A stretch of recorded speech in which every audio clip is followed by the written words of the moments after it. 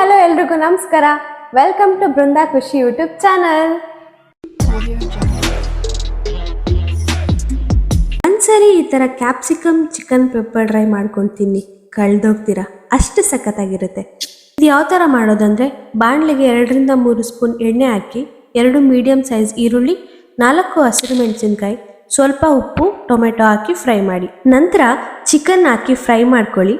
Fry ಮಾಡಬೇಕಾದ್ರೇ ginger garlic paste, ಸ್ವಲ್ಪ ಅರಿಶಿನ ಹಾಕಿ mix ಮಾಡಿ.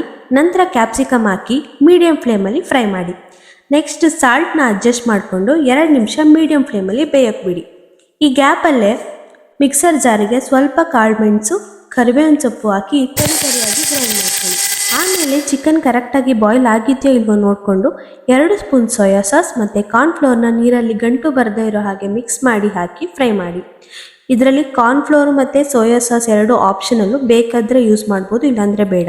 ಇದಾದಮೇಲೆ ಚಿಕನ್ ಮತ್ತು ಹಾಕಿರೋ ಇಂಗ್ರೀಡಿಯೆಂಟ್ಸ್ ಎಲ್ಲ ಕರೆಕ್ಟಾಗಿ ಬೆಂದಿದೆಯಾ ಇಲ್ವೋ ನೋಡಿಕೊಂಡು ರುಬ್ಬಿರೋ ಪೆಪ್ಪರ್ ಪೌಡರ್ನ ಹಾಕಿ ಮಿಕ್ಸ್ ಮಾಡಿ 1 ನಿಮಿಷ ಲಿಡ್ ಮುಚ್ಚಿ ಬೇಯಿಸಿದ್ರೆ tasty and easy capsicum chicken pepper dry ready.